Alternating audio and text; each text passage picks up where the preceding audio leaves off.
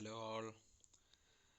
അപ്പോൾ നമ്മുടെ ഹിസ്റ്ററിയിലെ micro test, രണ്ടാമത്തെ മൈക്രോ ടെസ്റ്റിൻ്റെ എക്സ്പ്ലനേഷനാണ് ഇന്ന് നമ്മൾ ഡിസ്കസ് ചെയ്യുന്നത്.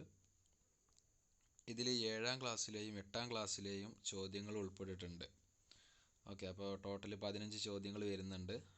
വളരെ നമ്മൾ പഠിച്ചതുമായി ബന്ധപ്പെട്ടിട്ടുള്ള കാര്യങ്ങൾ തന്നെയാണ് ഇവിടെ നമ്മൾ ഡിസ്കസ് ചെയ്യുന്നത്. നമുക്കെല്ലാവർക്കും ചോദ്യത്തിലേക്ക് കടക്കാം. ഒന്നാമത്തെ ചോദ്യമാണ്, in praise of folly was written by. In praise of folly എഴുതിയതാര്?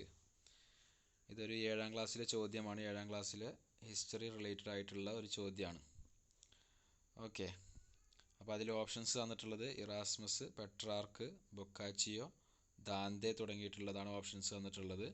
നമുക്കറിയാം ഇൻ പ്രൈസ് ഓഫ് ഫോളി എന്ന് പറയുന്നത് ഇറാസ്മസ് എഴുതിയിട്ടുള്ളതാണ്. ഓക്കെ, ഇറാസ്മസ് ആണ് ഇൻ പ്രൈസ് ഓഫ് ഫോളി എന്ന് പറയുന്ന ഇത് എഴുതിയിട്ടുള്ളത്. ഓക്കെ, രണ്ടാമത്തെ ചോദ്യമാണ്, Navaratna was related to. Navaratna എന്നത് ആരുമായി ബന്ധപ്പെട്ടിരിക്കുന്നു? ഒന്നാമത്തെ ഓപ്ഷൻ മൗര്യ, രണ്ടാമത്തത് കുഷാനർ, ഗുപ്ത, നന്ദർ. ഓക്കെ, ഇങ്ങനെ 4 ഓപ്ഷൻസാണ് നൽകിയിട്ടുള്ളത്.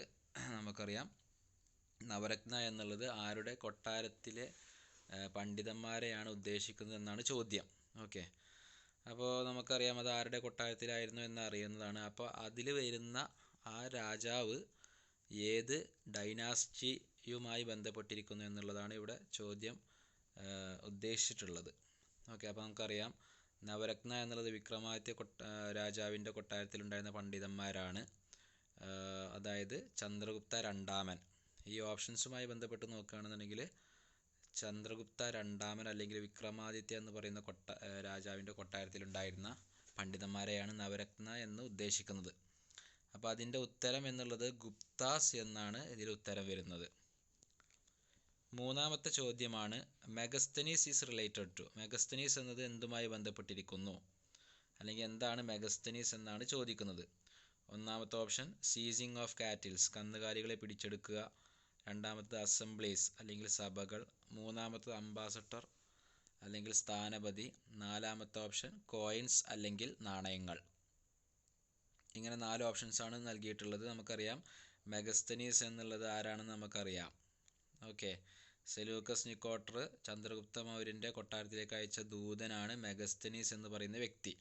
ഒരു വ്യക്തിയുടെ പേരാണ് മെഗസ്തനീസ് എന്നുള്ളത്. അപ്പോൾ മൂന്നാമത്തെ ഓപ്ഷൻ സി ആണ് അതിൻ്റെ ഉത്തരമായിട്ട് വരുന്നത്, അംബാസഡർ അല്ലെങ്കിൽ സ്ഥാനപതി അല്ലെങ്കിൽ ദൂതൻ എന്നുള്ളത്. അപ്പോൾ നമ്മൾ പഠിച്ച കാര്യമാണ്. സെലൂക്കസ് നിക്കോട്ടറും അതുപോലെ തന്നെ ചന്ദ്രഗുപ്ത മൗര്യനും തമ്മിലൊക്കെയുള്ള യുദ്ധവും അതിനോടനുബന്ധിച്ചിട്ടുള്ള മെഗസ്തനീസ് എന്ന് പറയുന്ന ദൂതനെ കൊട്ടാരത്തിലേക്ക് അയച്ചതും അങ്ങനെ തുടങ്ങിയിട്ടുള്ള കാര്യങ്ങൾ. മെഗസ്തനീസിൻ്റെ പുസ്തകത്തിൻ്റെ പേരാണ് ഇൻഡിക്ക. വളരെ ഇമ്പോർട്ടൻ്റ് ആയിട്ടുള്ളൊരു കാര്യമാണ് മെഗസ്തനീസിൻ്റെ പുസ്തകത്തിൻ്റെ പേര് ഇൻഡിക്ക എന്നുള്ളത്. നാലാമത്തെ ചോദ്യമാണ്, who was known as the father of renaissance. നവോത്ഥാനത്തിൻ്റെ പിതാവ് എന്ന പേരിൽ അറിയപ്പെടുന്നത് ആര് എന്നാണ് ചോദ്യം. ഓക്കെ, നവോത്ഥാനത്തിൻ്റെ പിതാവ് 7ാം ക്ലാസ്സിൽ നിന്നുള്ള ചോദ്യമാണ്. നവോത്ഥാനത്തിൻ്റെ പിതാവ് അല്ലെങ്കിൽ ഫാദർ ഓഫ് റിനൈസൻസ്. ഓപ്ഷൻസ് തന്നിട്ടുള്ളത് Rajaram Mohan Roy, Aristotle, Petrarch, none of the above. ഒക്കെ നമുക്കറിയാലോ, ഫാദർ ഓഫ് റിനൈസൻസ് അല്ലെങ്കിൽ മൊത്തം നവോത്ഥാനത്തിൻ്റെ പിതാവ് എന്ന പേരിൽ അറിയപ്പെടുന്നത് അതാരാണ്? പെട്രാർക്കാണ്.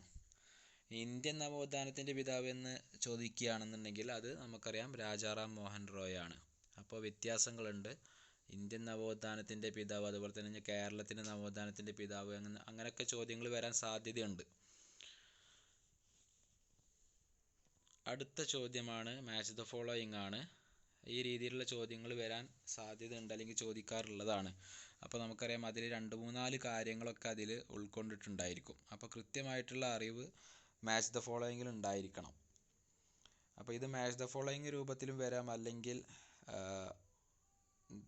നമുക്ക് ചോദ്യങ്ങൾ അല്ലെങ്കിൽ 2 ഭാഗത്തുള്ള സംഭവങ്ങളും തന്നിട്ട് ഇതിൽ ഏതൊക്കെയാണ് ശരിയുള്ളത്, നേരക്ക് ശരിയുള്ള കാര്യങ്ങൾ ഏതൊക്കെയാണെന്നൊക്കെ ചോദിക്കാം. താഴെ തന്നിട്ടുള്ളതിൽ ശരിയായ രൂപത്തിൽ കൊടുത്തിട്ടുള്ളത് ഏതൊക്കെയാണെന്ന് എന്നുള്ള രീതിയിലും ചോദ്യങ്ങൾ വരാവുന്നതാണ്. അപ്പോൾ മാച്ച് ദ ഫോളോയിങ്ങിൽ കൊടുത്തിട്ടുള്ളത് അലിഗർ മൂവ്മെൻറ്റിൻ്റെ നേരക്ക് രാജാറാം മോഹൻ റോയ്, അതുപോലെ തന്നെ ആര്യ സമാജ്, ബ്രഹ്മ സമാജ്, പ്രാർത്ഥന സമാജ്, ഇങ്ങനെ തുടങ്ങിയിട്ടുള്ള 4 ഓർഗനൈസേഷൻസിൻ്റെ ആരൊക്കെയാണ് അത് തുടങ്ങിയിട്ടുള്ളത് എന്നുള്ളതാണ്, അല്ലെങ്കിൽ ഫൗണ്ടേഴ്സ് ആയിട്ടാണ് ചോദ്യം കൊടുത്തിട്ടുള്ളത്. അപ്പോൾ ഓപ്ഷൻസ് പ്രകാരം നമുക്ക് എന്ത് ചെയ്യണം, അത് മാച്ച് ചെയ്തിരിക്കണം. മാച്ച് ദ ഫോളോയിങ് ആണ് ചെയ്യേണ്ടത്. അപ്പോൾ നമുക്കറിയാം അലിഗർ മൂവ്മെൻറ്റ് തുടങ്ങുന്നത് സർ സയ്യിദ് അഹമ്മദ് ഖാൻ ആണ്. അതുപോലെ തന്നെ ആര്യ സമാജ് സ്വാമി ദയാനന്ദ സരസ്വതി, ബ്രഹ്മ സമാജ് രാജാറാം മോഹൻ റോയ്, പ്രാർത്ഥന സമാജ് ആത്മരാം പാണ്ഡുരാഗ് എന്ന് പറയുന്ന വ്യക്തിയാണ്. അപ്പോൾ അങ്ങനെ വരുമ്പോൾ അഞ്ചാമത്തെ ചോദ്യത്തിൻ്റെ ഓപ്ഷൻ എന്ന് പറയുന്നത് ഡി എന്ന് നമ്മൾ ഓപ്ഷൻസ് നോക്കുകയാണെന്നുണ്ടെങ്കിൽ ഒന്നാമത്തത് അലിഗർ മൂവ്മെൻറ്റ് സി ആണ്. അതുപോലെ തന്നെ രണ്ടാമത്തെ ആര്യ സമാജ് വരുന്നത് സ്വാമി ദയാനന്ദ സരസ്വതിയാണ്. അപ്പോൾ 2D, 3A, 4B. അപ്പോൾ ഓപ്ഷൻ ഡി ആണ് അതിൻ്റെ ഉത്തരമായിട്ട് വരുന്നത്. ഓക്കെ, അടുത്ത ചോദ്യമാണ് അലഹബാദ് പ്രശസ്തി ഈസ് അസോസിയേറ്റഡ് വിത്ത്. അലഹബാദ് പ്രശസ്തി ബന്ധപ്പെട്ടിരിക്കുന്നത് എന്തുമായിട്ട് എന്നാണ് ചോദ്യം. അപ്പോൾ താഴെ തന്നിട്ടുള്ളത് 4 രാജാക്കന്മാരുടെ പേരുകളാണ്. നമുക്ക് എല്ലാ ഓപ്ഷൻസും നോക്കിയാൽ മനസ്സിലാകും അത് ഗുപ്ത രാജാക്കന്മാരുടെ പേരുകളാണ് നൽകിയിട്ടുള്ളത്. അപ്പോൾ അലഹബാദ് പ്രശസ്തി എന്ന് പറയുന്നത് നമുക്കറിയാം തീർച്ചയായിട്ടും അത് സമുദ്രഗുപ്തനുമായിട്ട് ബന്ധപ്പെട്ടിട്ടുള്ളതാണ്. അലഹബാദ് പ്രശസ്തി സമുദ്രഗുപ്തനെ കുറിച്ചിട്ട് പറയുന്ന അല്ലെങ്കിൽ അദ്ദേഹത്തെ പുകഴ്ത്തി എഴുതുന്ന സംഭവമാണ് അലഹബാദ് പ്രശസ്തി എന്ന് പറയുന്നത്. അപ്പോൾ it is related to option C, സമുദ്രഗുപ്തൻ. ഏഴാമത്തെ ചോദ്യമാണ് who was known as the Constantine of Buddhism. ബുദ്ധമതത്തിൻ്റെ കോൺസ്റ്റന്റൈൻ എന്ന പേരിൽ അറിയപ്പെടുന്നത് ആര്? അപ്പോൾ ഓപ്ഷൻസ് തന്നിട്ടുണ്ട്. ഇതിൽ ചോദ്യം നമുക്കറിയാം ബുദ്ധമതത്തിൻ്റെ ഏറ്റവും വലിയ പ്രചാരകനായിട്ടുള്ള അശോകനാണ് ബുദ്ധമതത്തിൻ്റെ കോൺസ്റ്റന്റൈൻ എന്ന പേരിൽ അറിയപ്പെടുന്നത്. ഓക്കെ, ഏറ്റവും വലിയ പ്രചാരകൻ എന്നൊക്കെയുള്ളൊരു ഉദ്ദേശമാണ് ഇവിടെ ചോദ്യം തന്നിട്ടുള്ളത്. എട്ടാമത്താണ് ബുദ്ധ ഗോട്ട് എൻലൈറ്റൻമെൻറ്റ് അറ്റ്. ബുദ്ധന് ബോധോദയം ലഭിച്ചത് എവിടെ വെച്ച്? ബോധോദയം അല്ലെങ്കിൽ എൻലൈറ്റൻമെൻറ്റ് എന്നൊക്കെ പറയുമ്പോൾ ദിവ്യത്വം ലഭിക്കുക എന്നൊക്കെ ചോദ്യങ്ങൾ വരും. അപ്പോൾ ബുദ്ധന് ദിവ്യത്വം ലഭിച്ചത് എവിടെ വെച്ച് അല്ലെങ്കിൽ ബോധോദയം ലഭിച്ചത് എവിടെ വെച്ചെന്ന് ചോദിച്ചാൽ ബീഹാറിലെ ബോധ്ഗയ എന്ന് പറയുന്ന സ്ഥലത്താണ് ബുദ്ധന് ബോധോദയം ലഭിച്ചത്. ബീഹാർ എന്ന് പറയുന്ന സംസ്ഥാനത്താണ്. അത് ഒന്ന് എല്ലാവരും ഓർത്തു വെക്കണം. ബീഹാർ എന്ന് പറയുന്ന സംസ്ഥാനത്താണ് ബോധ്ഗയ എന്ന് പറയുന്ന സ്ഥലം വരുന്നത്. ബാക്കിയുള്ള സ്ഥലങ്ങളൊക്കെ ബുദ്ധനുമായി ബന്ധപ്പെട്ടിട്ടുള്ള സ്ഥലങ്ങളാണ്. ലുംബിനിയിലാണ് ബുദ്ധൻ ജനിച്ചിട്ടുള്ളത്. അതുപോലെ തന്നെ കുശിനഗര എന്ന് പറയുന്ന സ്ഥലത്താണ് ബുദ്ധൻ മരിച്ചിട്ടുള്ളത്. ഓക്കെ, മഹാപരിനിർവണ എന്ന് പറയുന്ന പ്രത്യേകമായിട്ടുള്ള ബുദ്ധമതത്തിലെ മഹാപരിനിർവണ എന്ന് പറയുന്ന സംഭവം. അതുപോലെ തന്നെ സാർനാഥിൽ വെച്ചിട്ടാണ് ആദ്യത്തെ പ്രസംഗം, ബുദ്ധൻ്റെ ആദ്യത്തെ പ്രസംഗം സാർനാഥ് വെച്ചിട്ടാണ്. ഫസ്റ്റ് സെർമൺ എന്ന് പറയുന്നത് സാർനാഥിൽ വെച്ചിട്ടാണ്. അപ്പോൾ ഇതുമായി ബന്ധപ്പെട്ടുള്ള കാര്യങ്ങളൊക്കെ നോക്കി വെക്കുക. ഓരോരോ സ്ഥലങ്ങളും അതിൻ്റെ സംസ്ഥാനങ്ങളും ഒക്കെ എവിടെയാണെന്നൊക്കെ നോക്കി വെക്കുക. Which of the following is not associated with Saptanga theory. Saptanga സിദ്ധാന്തവുമായി ബന്ധമില്ലാത്തത് ഏത് എന്നാണ് ചോദ്യം. ബന്ധമില്ലാത്തത് എന്നാണ് ചോദ്യം. സാധാരണ നിലക്ക് ബന്ധമുള്ളത് എന്താണ് അല്ലെങ്കിൽ ബന്ധപ്പെട്ടിരിക്കുന്നത് എന്താണ് എന്ന് പറഞ്ഞിട്ടാണ് ചോദ്യങ്ങൾ വരാറുള്ളത്. അപ്പോൾ ഈ ഒരു രീതിയിൽ ചോദ്യങ്ങൾ വരുമ്പോൾ പ്രത്യേകം ചോദ്യം വായിക്കുമ്പോൾ നല്ല കൃത്യമായിട്ട് നോക്കി വായിക്കാൻ ശ്രമിക്കുക. അപ്പോൾ ബന്ധമില്ലാത്തത് ഏത് എന്നാണ് ചോദ്യം. കോസ, സ്വാമി, അമാത്യ, അറാമിക്. നമുക്കറിയാം കോസ, സ്വാമി, അമാത്യ എന്നൊക്കെ പറയുന്നത് സപ്താംഗ സിദ്ധാന്തവുമായി ബന്ധപ്പെട്ടിട്ടുള്ള കാര്യങ്ങളാണ് അല്ലേ. 7 കാര്യങ്ങളാണ് സപ്താംഗ സിദ്ധാന്തത്തിൽ വരുന്നത്. അപ്പോൾ ഇതിൽ ഉത്തരം ബന്ധമില്ലാത്തത് ഏത് എന്ന് ചോദിക്കുമ്പോൾ അതിൻ്റെ ഉത്തരം അറാമിക് എന്നുള്ളതാണ്. അറാമിക് എന്ന് പറയുന്നത് ഒരു ലിപിയാണ്. ഓക്കെ, അറാമിക് എന്ന് പറയുന്നത് ലിപിയാണ്. അശോകൻ്റെ കാലഘട്ടത്തിലൊക്കെ ഉപയോഗിച്ചിരുന്ന ഒരു ലിപിയുടെ പേരാണ് അറാമിക് എന്ന് പറയുന്നത്.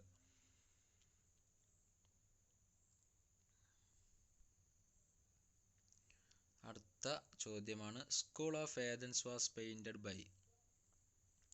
ഏതൻസിലെ വിദ്യാലയം വരച്ചത് ആരാണെന്നാണ് ചോദ്യം. അതൊക്കെ ഡയറക്റ്റ് ചോദ്യങ്ങളാണ്. നമ്മളെന്തായാലും പഠിച്ചു വെക്കേണ്ടതാണ്. ഓരോരോ പെയിൻറ്റേഴ്സും അവരുടെ വർക്കും അതുപോലെ തന്നെ ഓരോരോ എഴുത്തുകാരും അവരുടെ എഴുത്തുകളും കാര്യങ്ങളൊക്കെ, അതുപോലെ തന്നെ സ്കൾപ്ചേഴ്സും ആർക്കിടെക്ചേഴ്സും ഒക്കെ ഓരോരുത്തരുണ്ടാക്കിയിട്ടുള്ള ശില്പങ്ങളോ അല്ലെങ്കിൽ മറ്റുള്ള കാര്യങ്ങളൊക്കെ ആരാണ് ഉണ്ടാക്കിയത് എന്നുള്ളതും എന്താണ് എന്നുള്ളതൊക്കെ കൃത്യമായിട്ട് പഠിച്ചു വെക്കേണ്ടതാണ്. അപ്പോൾ School of Athens was painted by Raphael ആണ് അതിൻ്റെ ഉത്തരം. അടുത്ത ചോദ്യമാണ് അയ്യങ്കാളി ഈസ് അസോസിയേറ്റഡ് വിത്ത്. താഴെ തന്നിട്ടുള്ളവയിൽ അയ്യങ്കാളിയുമായി ബന്ധമുള്ളത് കണ്ടെത്തുക എന്നുള്ളതാണ് ചോദ്യം. അപ്പോൾ ഓപ്ഷൻസിൽ പ്രാചീന മലയാളം, സ്വദേശാഭിമാനി, സമത്വ സമാജം, വില്ലുവണ്ടി അജിറ്റേഷൻ എന്നുള്ളതൊക്കെയാണ് ഓപ്ഷൻസ് തന്നിട്ടുള്ളത്. അപ്പോൾ അയ്യങ്കാളിയുമായി ബന്ധപ്പെട്ടിട്ടുള്ളത് നമുക്കറിയാം വില്ലുവണ്ടി സമരമാണ്. വില്ലുവണ്ടി അജിറ്റേഷൻ എന്ന് പറയുന്നതാണ് അയ്യങ്കാളിയുമായി ബന്ധപ്പെട്ടിരിക്കുന്നത്. അടുത്ത ചോദ്യമാണ് theosophical society was formed in the year. Theosophical society രൂപീകരിച്ച വർഷം. ഡയറക്റ്റ് ചോദ്യമാണ്, ഓപ്ഷൻസിൽ തന്നെയുണ്ട്. ആദ്യത്തെ ഓപ്ഷനാണ് ഉത്തരം, 1875. ശാഖ ഇറ വാസ് സ്റ്റാർട്ടഡ് ബൈ എന്നത്, ശകവർഷം ആരംഭിച്ചത് ആര്? ഓപ്ഷൻസിൽ ബിംബിസാര, കനിഷ്ക, വിഷ്ണുഗുപ്ത, സ്കന്ദഗുപ്ത എന്നൊക്കെയാണ് ഓപ്ഷൻസ് തന്നിട്ടുള്ളത്. തീർച്ചയായിട്ടും ഇതിൻ്റെ ഉത്തരം എന്ന് പറയുന്നത് കനിഷ്കനാണ്. കനിഷ്കനാണ് ശകവർഷം ആരംഭിച്ചത്. ശാഖ കലണ്ടർ അല്ലെങ്കിൽ ശകവർഷം എന്നൊക്കെ പറയുന്നത് ആരംഭിച്ചത് കനിഷ്കനാണ്. AD 78 ശകവർഷം വരുന്നത്. ഫസ്റ്റത്തെ AD ശാഖ കലണ്ടർ പ്രകാരം ആദ്യത്തെ വർഷം എന്ന് പറയുന്നത് AD 78. വളരെ ഇമ്പോർട്ടൻ്റ് ആണ്. AD 78 കനിഷ്കനാണ് ശകവർഷം ആരംഭിച്ചത്. അതുപോലെ തന്നെ രണ്ടാമത്തെ സെക്കൻഡ് കോൺസ്റ്റന്റൈൻ എന്ന പേരിലൊക്കെ അറിയപ്പെടുന്നത് നമ്മുടെ കനിഷ്കനാണ്. സെക്കൻഡ് കോൺസ്റ്റന്റൈൻ ഓഫ് ബുദ്ധിസം എന്ന പേരിലൊക്കെ അറിയപ്പെടുന്നത് കനിഷ്കനാണ്. 14-ാമത്തേതാണ് which of the following was related to Buddhism. താഴെ തന്നിട്ടുള്ളവയിൽ ബുദ്ധമതവുമായി ബന്ധപ്പെട്ടിരിക്കുന്നത്. മഹായാന, ദിഗംബര, ശ്വേതംബര, ഹിനായാന. നമുക്കറിയാം ബുദ്ധമതം രണ്ടായിട്ട് ഡിവൈഡ് ആയപ്പോൾ, രണ്ട് വിഭാഗങ്ങളായിട്ട് ഡിവൈഡ് ആയപ്പോൾ അതിൽ വന്നിട്ടുള്ളതാണ് മഹായാനവും ഹിനായാനയും. മഹായാന ആൻഡ് ഹിനായാന ആണ് അതിൻ്റെ ഉത്തരം. അപ്പോൾ 1 and 4 ആണ് ആൻസർ. 1 and 4 only. അവസാനത്തെ ചോദ്യമാണ് telescope was invented by. Telescope കണ്ടുപിടിച്ചത് ആര്? Options Copernicus, Johannes Gutenberg, Galileo Galilei, James Hargreaves. ഇത് നമുക്കറിയാം ഓരോരോ സംഭവങ്ങൾ നമ്മുടെ ഇതുമായി ബന്ധപ്പെട്ട് ഇൻഡസ്ട്രിയൽ റവല്യൂഷനൊക്കെയുമായി ബന്ധപ്പെട്ടിട്ട് ഓരോരോ സംഭവങ്ങൾ ഓരോരുത്തർ കണ്ടുപിടിച്ചിട്ടുണ്ടായിരുന്നു. അപ്പോൾ അതുമായി ബന്ധപ്പെട്ടുള്ളതാണ് ചോദ്യം. ടെലസ്കോപ്പ് എന്ന് പറയുന്നത് ആരാണ് കണ്ടെത്തിയത്? ഉത്തരം ഗലീലിയോ ഗലീലിയാണ്. ഓക്കെ, അപ്പോൾ ഈ ഒരു രീതിയിലൊക്കെയാണ് ചോദ്യങ്ങൾ വരിക. കൃത്യമായിട്ട് നമ്മൾ വ്യക്തമായിട്ട് കാര്യങ്ങൾ പഠിച്ചാൽ നമുക്ക് വളരെ എളുപ്പത്തിൽ ഉത്തരം കിട്ടുന്നതാണ്. എല്ലാവരും ഈ ചോദ്യങ്ങളൊക്കെ കൃത്യമായിട്ട് പഠിച്ചു വെക്കുക. അതിലുള്ള ഓപ്ഷൻസ് ഓരോന്നൊക്കെ വരുന്നതൊക്കെ കൃത്യമായിട്ട് വീണ്ടും അനലൈസ് ചെയ്ത് പഠിച്ചു വെക്കുക. Okay, thank you.